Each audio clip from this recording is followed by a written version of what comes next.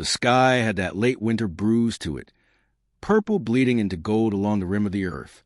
The wind swept the prairie in long, bowing waves, rattling dry grass like bones in a jar. Elias Boone drove his wagon along the frostbitten road, the leather reins heavy in his hands, his mind as quiet as the land itself. He'd been to town for flour, lamp oil, and nails. Things a man living alone always seemed to run out of sooner than expected. In the back of his mind was a notice he'd tacked up at the mercantile earlier that day. Housemaid wanted. No fancy terms, just a clean hand to keep order in a ranch that had been running wild since his brother passed. He was half a mile from home when he saw her, a figure walking the road ahead, small against the great sweep of plains.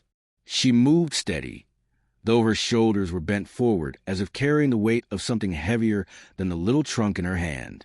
The wind caught the long strip of lace trailing from her arm, white, tangled, and frayed at the ends.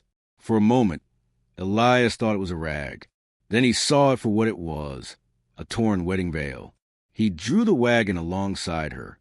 Up close, she was younger than he expected, mid-20s maybe, but her face carried a tiredness that made the years seem doubled. Her dress, though dust-streaked and snagged at the hem, was clearly the sort stitched for vows and church bells. She wore no ring. Her lips were cracked from cold, her boots worn through at the toes. "Need a ride?" Elias asked. She didn't look at him right away, just kept her gaze on the road ahead. "Which ways, anywhere but here?" she asked finally, voice steady but low. He tipped his hat toward the wagon bed. "Climb up." The boards creaked under her slight weight. She set the trunk between them and wrapped her coat tighter around her. They didn't speak for a while, the wheels grinding over frozen dirt, the horse's breath clouding in the air. Elias wasn't the kind of man who pried, but he noticed how she sat, back straight, chin high, as though refusing to fold in on herself despite the cold chewing at their bones. She smelled faintly of lavender, the kind that clung to dresses left too long in a trunk. When they turned up the lane to his ranch, he caught her eyes flicking toward the sagging barn, the split-rail fences leaning like old men. The house stood sturdy enough, smoke curling from the chimney, but it bore the unmistakable air of a place without a woman's hand for too long. Martha Dunn was already on the porch when they arrived, a pie tin in her hands and the wind tugging at her shawl. She was a widow, 70 if she was a day, and lived on the next spread over. Her eyes, sharp as a hawk's, moved from Elias to the girl climbing down from his wagon. "This your new housemaid?" Martha asked, voice mild but laced with interest. Elias felt the question land heavier than intended. The girl didn't flinch, didn't answer, just picked up her trunk. "Reckon she'll be staying on for a while," Elias said, his tone even. Martha handed him the pie and murmured, "Folks will be talking." "They always are," he replied, then nodded toward the door. "Get inside before the wind takes you." Inside, the air smelled of wood smoke and dust.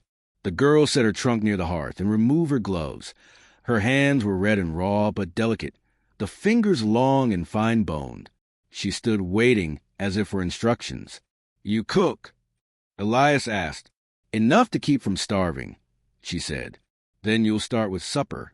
She moved about the kitchen like someone used different tools, hesitating at drawers, frowning at the chipped enamel pots. When the bread burned slightly at the edges, she muttered something under her breath, but served it without apology. They ate mostly in silence, the crackle of the fire filling the space between them. Elias noticed she ate quickly, but not greedily, just enough to keep strength in her limbs. After the plates were cleared, she folded the dishcloth with precise corners, as though it mattered to her that something, at least, should be in order. "Name's Elias Boone," he said finally. "Rosalie," she replied, without looking up from her work. "No last name." He didn't ask for one. When night fell, he showed her the small room off the kitchen. It had been his brother's once, but now it was bare save for a narrow bed, a washstand, and a single quilt folded at the foot. She set her trunk down carefully, as though afraid to wake something sleeping beneath the floorboards. Later, upstairs, Elias lay awake listening. Below, he heard the faintest sound, a hum. Not a song he knew, just a low, trembling thread of melody. Outside, the coyotes called back and forth across the prairie. their voices carrying far on the cold air. It struck him then. This was how the quiet took hold. Not all at once, but by degrees. A stranger's voice in the night. The smell of lavender in a house that had smelled only of wood smoke and dust for years. The knowledge that come morning she might be gone, or she might still be here. And for reasons he didn't dare name, Elias found himself hoping for the latter. The mornings came earlier on the Boone Ranch than anywhere else Rosalie had known. Dawn would push its pale light through the thin curtains, and before the roosters even thought to crow, Elias was already out mending fences or hauling water. On the third morning, Rosalie rose before him. She stepped into the cold yard, breath clouding, the hem of her borrowed coat brushing frost-crusted grass. The hens clucked low in their coop. She broke the ice on their water trough with the back of a shovel, her fingers numb but her movements certain. From the barn, Elias watched her for a long moment before speaking. "You're up early." She glanced over her shoulder, a faint smirk at the edge of her mouth. "You said there's work." "I aim to earn my keep." He liked that she didn't say thank you for the coat again. He liked that she wore it as if it belonged to her now. By mid-morning, Sheriff Cade Hollis rode up the lane, the sun glinting off his badge. He was a man who carried himself like he owned every mile of the road behind him, tall, deliberate, with eyes that missed nothing.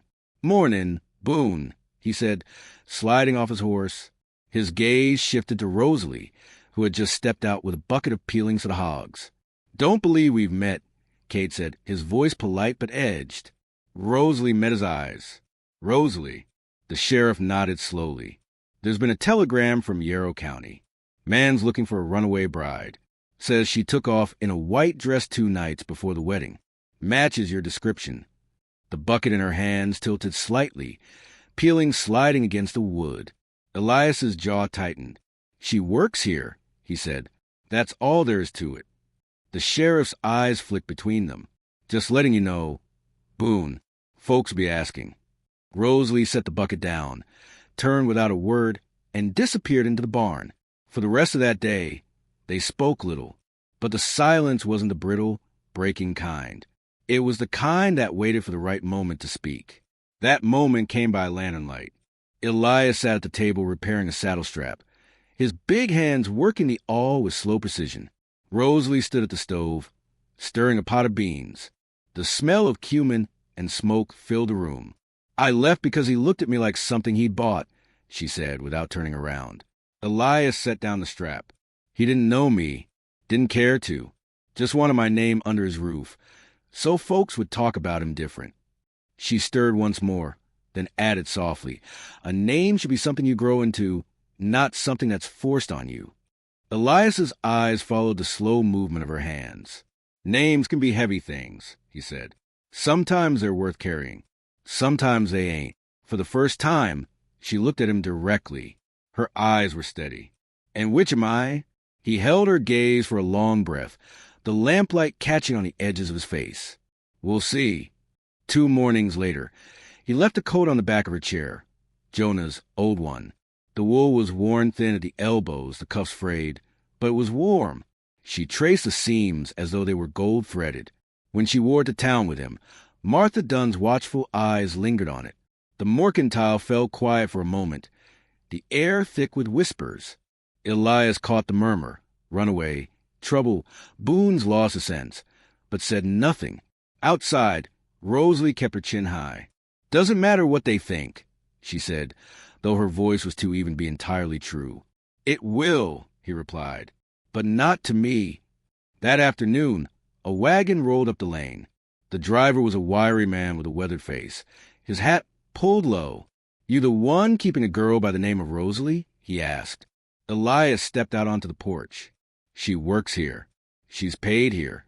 Her people want her back. I'm just passing the word." Elias's eyes didn't waver. "Then you can pass back that she's not theirs to take." The man spat into the dirt, muttered something about trouble not worth hauling, and turned the wagon around. From the porch next door, Martha's voice floated over.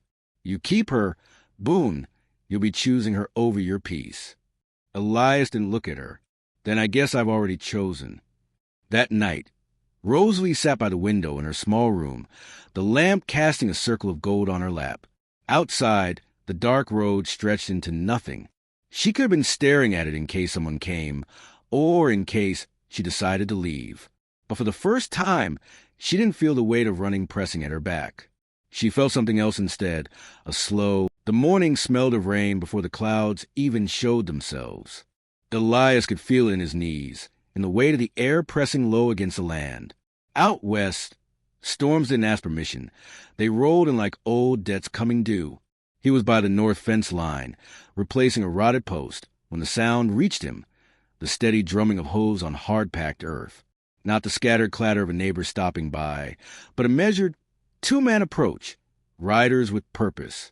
He wiped his hands on his jeans and looked up, a ribbon of dust wound toward the ranch from the south road. By the time they reached the gate, the sky had gone a shade darker. Two men swung down from their saddles, boots hitting the dirt in unison. One wore a town coat buttoned high. The other carried a folded paper, already creased from too many hands.